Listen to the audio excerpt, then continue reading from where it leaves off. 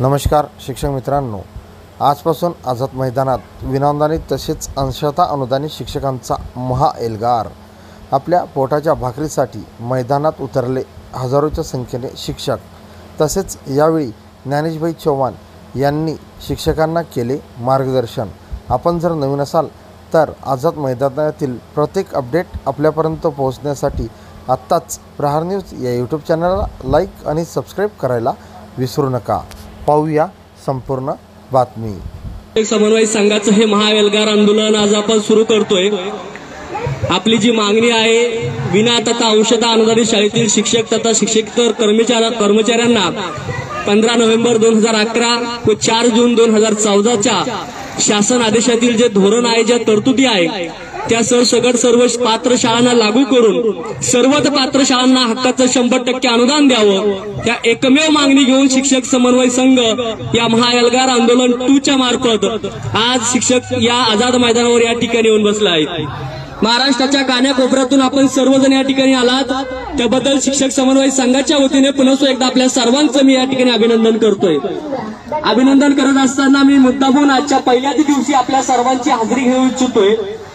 मला सांगा, महाराष्ट्राच्या कानाकोपऱ्यातून आपण सर्वजण आलात, यापैकी प्रॉपर मुंबई असेल, कोकण असेल किंवा या परिसरातले किती शिक्षक बांधव या ठिकाणी आले यांनी हात वरती करा।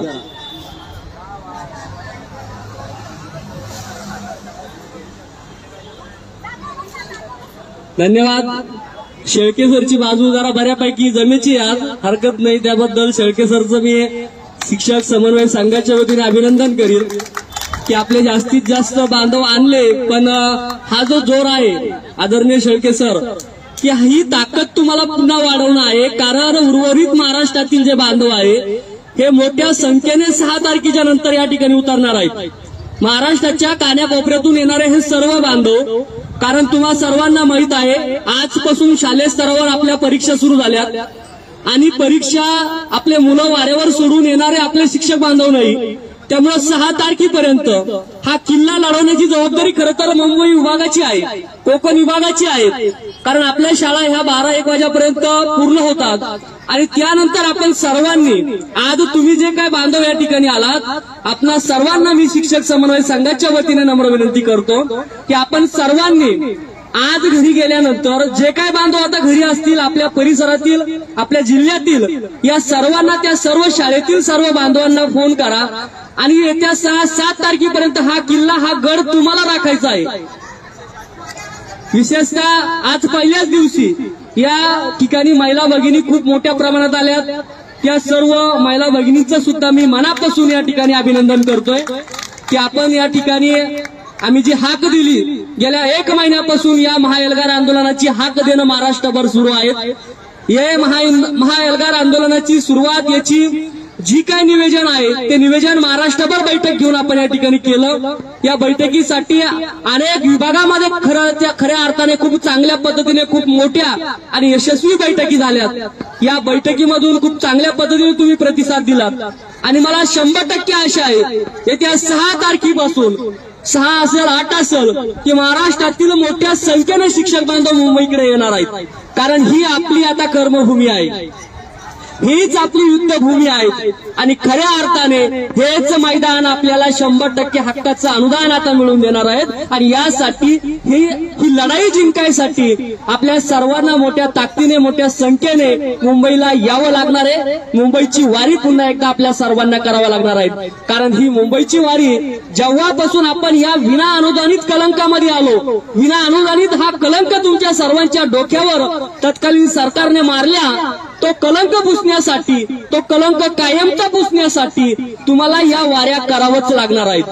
हा आपल्या पाचवीला पुजलेला एक मोठा संघर्ष आहे, हा संघर्ष जर कायमचा काढायचा असेल, हा संघर्ष जर कायमचा करायचा असेल तर तुम्हाला आता या संधीचं सोनं करावं लागणार आहे। शिक्षक समन्वय संघाचे हात बळकट करावं लागणार आहेत, या विचारपीठाची ताकद तुम्हा सर्वांना बनावं लागणार आहे आणि यासाठी उपस्थित सर्व मावळ्यांना, उपस्थित या सर्व बांधवांना माझे हात जोडून विनंती आहे की आपण सर्वांनी मोठ्या ताकदीने, ज्या पद्धतीने तुम्ही पोटतिडकीने इथे आलात त्याच पोटतिडकीने घरी बसलेल्या बांधवांना फोन करा की बांधवांना आपल्या शाळांवर पेपर चालू आहे, मान्य आहे, इथं बसलेल्या बहुतांश शाळांवर किंवा त्या शिक्षक बांधवांच्या शाळांवर सुद्धा पेपर चालू आहे विद्यार्थ्यांचे, परंतु त्या ठिकाणी 50% शिक्षक सुद्धा पेपर घेऊ शकतात आणि 50% या ठिकाणी हा किल्ला जिंकण्यासाठी या ठिकाणी या आझाद मैदान गाठू शकतात. फक्त येण्याची इच्छाशक्ती पाहिजे. ती इच्छाशक्ती त्यांची तयार करण्यासाठी आपण आता इथून त्यांना फोन करा की आम्ही आलोय, आमच्या हक्कासाठी आलो, आमच्या हक्काच्या पगारीसाठी आलोय, आमच्या मुलाबाळाच्या तुमच्या मुलाबाळांच्या भविष्यासाठी आलोय. तुमच्या हक्काची लढाई आमच्या खांद्यावर टाकू नका, तर ती तुमच्याच खांद्यावर घ्या आणि त्या ताकदीने आझाद मैदान गाठा अशी विनंती आपल्याला या मैदानातून त्यांना करायची आहे. म्हणून राज्यातील 63,000 शिक्षक बांधवांना तुम्ही या ठिकाणून आव्हान करा की बांधवांनो, आपण सर्वांनी मोठ्या संख्येने मुंबई गाठा. उपस्थित सर्व बांधवांना माझी विनंती आहे, तुम्ही सर्वांनी शॉर्ट व्हिडिओ बनवायचा. अगदी 30 सेकंद असेल, 40 सेकंद असेल. विशेषतः माझ्या महिला भगिनींना माझी विनंती आहे की फक्त 40 सेकंदाचा एक व्हिडिओ बनवा, हवं तर इथूनच बनवा आणि त्या 30-40 सेकंदाच्या व्हिडिओमधून महाराष्ट्रातल्या 63,000 शिक्षकांना आवाहन करा की बांधवांनो, आम्ही आमच्या लेकरा बाळांना सोडून हक्काच्या पगारीसाठी या ठिकाणी आलोय. तुम्ही का नाही येऊ शकत? तुम्ही का मुंबई नाही गाठू शकत?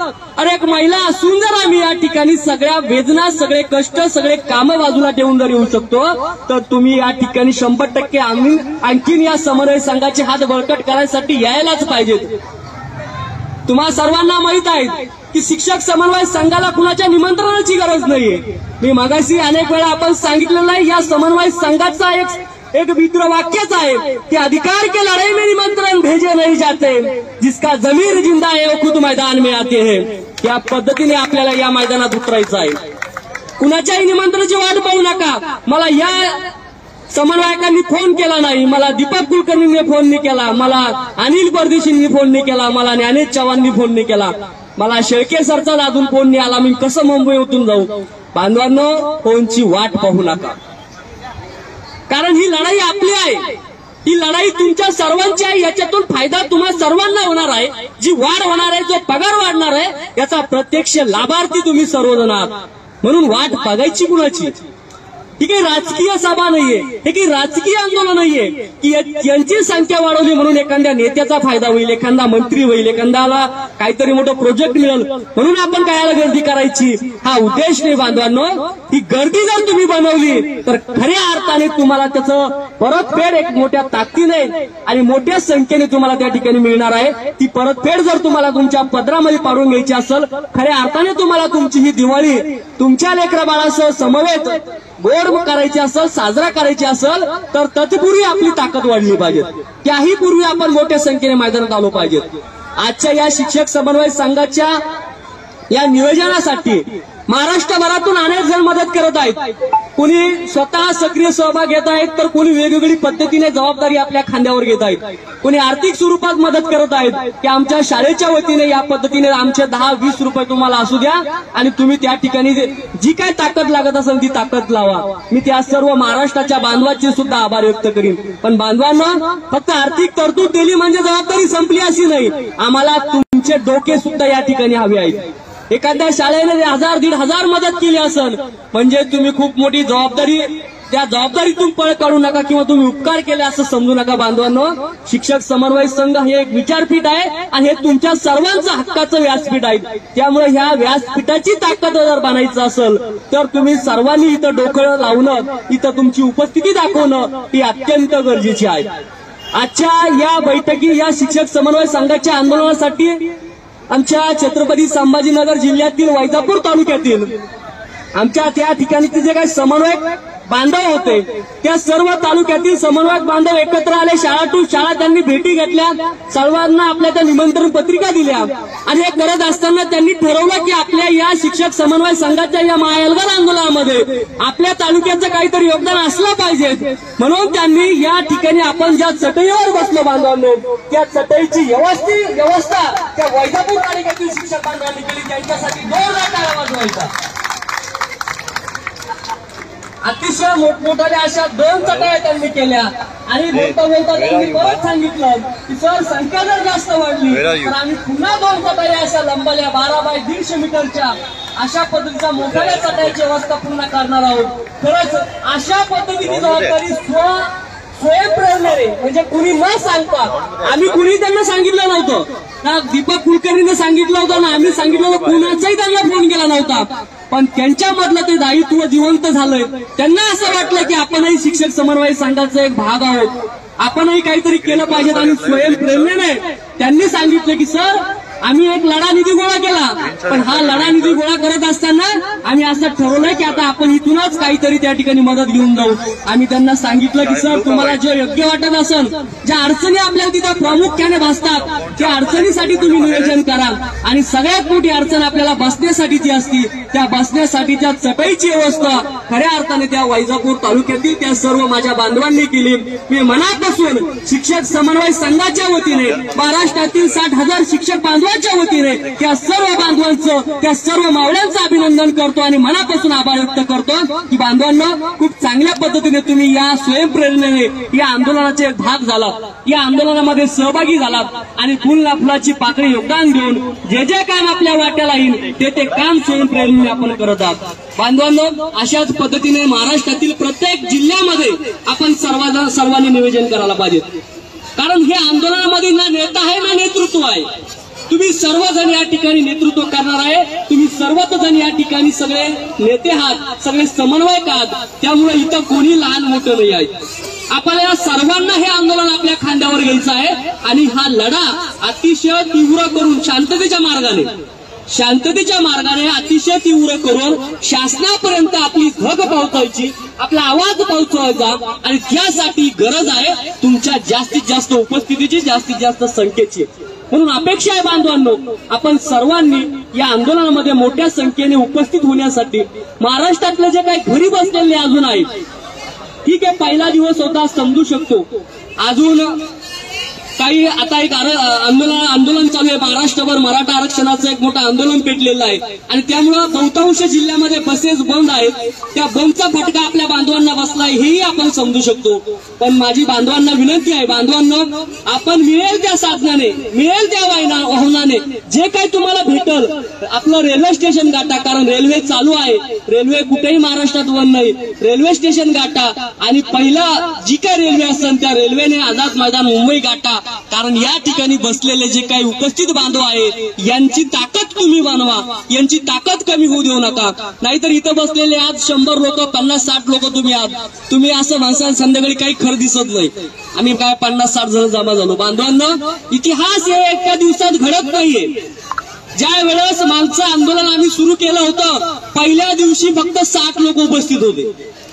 पहिल्या दिवशी मागच्या वेळेस जे याच जागेवर आंदोलन आपण केलं होतं फक्त 60 लोकांची उपस्थिती होती. त्यानंतर हळूहळू ती उपस्थिती वाढत गेली. त्याही वेळेस प्रॉपर मुंबईतील लोकांनी आम्हाला सहकार्य केलं, चांगल्या पद्धतीने त्या ठिकाणी त्यांनी आंदोलन सक्रिय सहभाग घेऊन जास्तीत जास्त संख्या त्या ठिकाणी वाढवली. आता आज आंदोलनाचा पहिला दिवस होता, काही नियोजन फारसं कुणाला माहीत नव्हतं, पण आज आता आपल्या सर्वांना माहीत झालंय की उद्या आपल्या पुन्हा 10 वाजेला आंदोलन सुरू होणार आहे. 10 वाजेला आंदोलन सुरू झाल्यानंतर 5, 5:30, 6 वाजेपर्यंत आपलं हे आंदोलन चालू राहणार आहे. दिवसभर काय उपक्रम असतील, काय नियोजन असतील ते इथं बसल्यानंतर जे अंतिम चर्चा होईल ते तुमच्यापर्यंत लगेच या व्यासपीठावर सांगण्यात येईल. बांधवांनो हे व्यासपीठच असं आहे, याचा निर्णयही इथंच होतो आणि तो तुमच्या समक्ष होतो. कुठलाही कोपऱ्या कापऱ्यात निर्णय होत नाही आणि अंधारात गोष्टी ठेवल्या जात नाही. जे काय करायचं ते तुमच्या समोर, जे काय निर्णय घ्यायचा तो तुमच्या समोर आणि हा निर्णय पारदर्शक असण्याची शाश्वती तुम्हाला आहे. म्हणून गेल्या 2 आंदोलनामध्ये खऱ्या अर्थाने आपण मोठं यश मिळवलंय आणि याही आंदोलनामध्ये कोणीही निराश होऊ नका. तुमच्यामध्ये काही बातम्या पेरल्या जातील, तुमच्यामध्ये काही वेगळ्या निगेटिव्ह गोष्टी सांगितल्या जातील, पण